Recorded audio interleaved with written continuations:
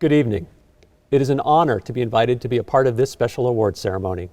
I would like to thank Ricky Ellison and the Missile Defense Advocacy Alliance for organizing this event and for being such a consistent champion of the missile defense mission and supporter of the men and women responsible for protecting our great nation against missile attack. Events such as these are challenging to organize in these times, and so I want to thank Ricky for going the extra mile to ensure we had a forum to honor these great Americans this evening. I would like to extend my congratulations to each and every one of the awardees. I regret I couldn't be there in person to thank you for all you do. Whether you are manning fire control consoles or radar sites, I consider you to be elite members of our Homeland Defense Forces. All of you who are present tonight are truly deserving recipients of the recognition and awards that are coming your way. The people in this audience understand the critical importance of what we are doing, and so I'm honored to speak on behalf of Vice Admiral Hill.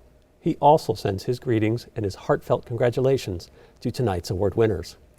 The 2018 National Defense Strategy and the 2019 Missile Defense Review remind us we continue to face daunting ballistic missile threats from missile systems developed and fielded by our rogue adversaries. In response, we are continuing development of a missile defense system to deliver missile defense capability and capacity to the warfighter while supporting warfighter readiness to defend our homeland, forward deployed forces, allies, and partners against existing and emerging threats.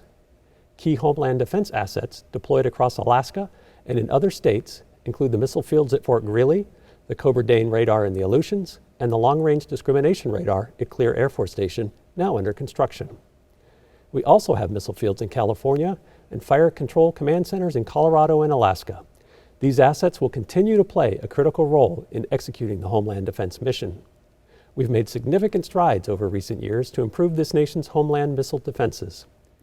First, I'd like to remind everyone that this past October, we passed a significant milestone for the Missile Defense Agency and the Department of Defense. The personnel at Fort Greely, Alaska celebrated 15 years of continuous site operations for the Ground-Based Mid-Course Defense System, which is this country's first ever deployed active defense system to protect the nation against ballistic missile attack. And next month, it will be 16 years. 18 months ago, our Homeland Missile Defense System passed another significant milestone when it successfully executed the first operational test with a salvo engagement and intercept of a threat representative intercontinental ballistic missile with countermeasures using 2 ground-based interceptors. We successfully intercepted the re-entry vehicle with the lead ground-based interceptor and the next most lethal object with the trail interceptor. This was a major step forward and was the basis for concluding that the department's strategy for defending the homeland is both sound and practicable, and that it has equipped the warfighter with a credible defense to execute their homeland missile defense mission should it be called upon to do so. We continue to sustain the current fielded fleet through ground system upgrades and obsolescence mitigation, stockpile reliability testing, which will inform our implementation of a robust ground-based interceptor service life extension program, and planning and execution of flight and ground tests. Given changes in the threat environment, we are pursuing advanced capabilities to strengthen homeland missile defenses by investing in the modernization of the GMD system. We fielded the most significant hardware and software update in ground-based mid-course defense history, improving protection of the United States against a long-range missile threat. We are also making great progress, despite the restrictions we put in place to fight the coronavirus, in the construction of a new missile field. We completed the fabrication and installation of 4 silo interface vaults and silos in 2019, and we plan to complete 8 more launch sets in 2020. Construction also continues on the long-range discrimination radar at Clear Air Force Station, Alaska.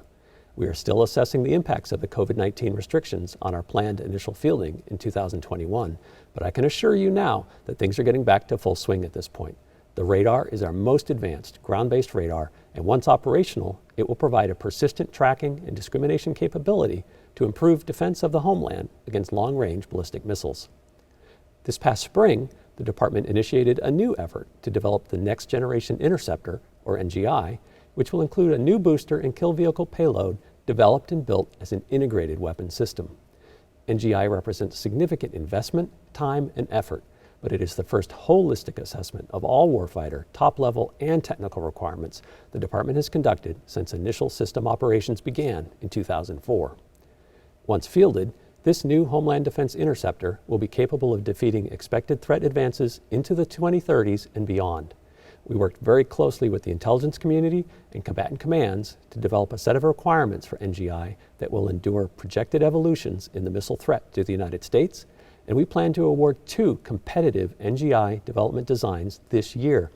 This new interceptor will meet survivability and reliability requirements and will be designed to address the updated threats represented in intelligence community estimates no later than 2028.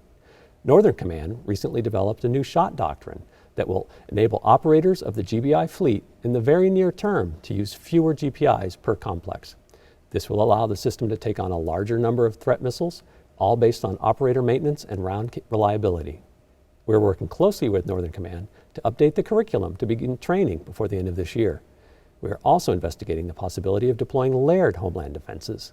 Now, I want to stress that the GMD system currently provides effective defense of the United States by engaging long-range missile threats in space during the mid-course phase of the target's flight using ground-based interceptors. A layered homeland defense construct would offer additional opportunities to engage long-range missile threats. A network of geographically dispersed sensors and diverse weapon systems would allow the warfighter to engage inbound threats at varying times in the missile's flight to improve the overall defense effectiveness.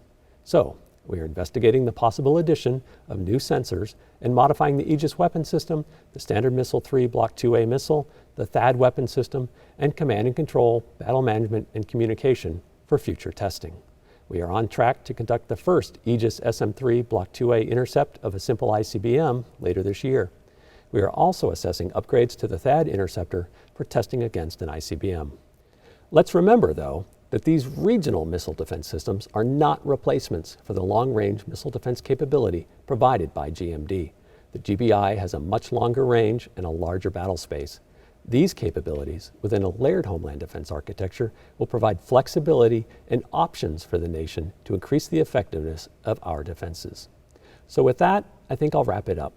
We've made a lot of progress in the development and fielding of homeland missile defenses, and we remain on an upward trajectory, in large part because of the energy, commitment, and professionalism of everyone in attendance tonight. Congratulations once again to our award winners. Your efforts and your dedication are greatly appreciated by our entire leadership in this administration, the Department of Defense, and the Missile Defense Agency. Missile defenders, you are all heroes. The work you do is vitally important to the defense of over 300 million Americans. Tonight's award winners and every one of you who is responsible for homeland missile defense should be extremely proud of what you do. Thank you and good night.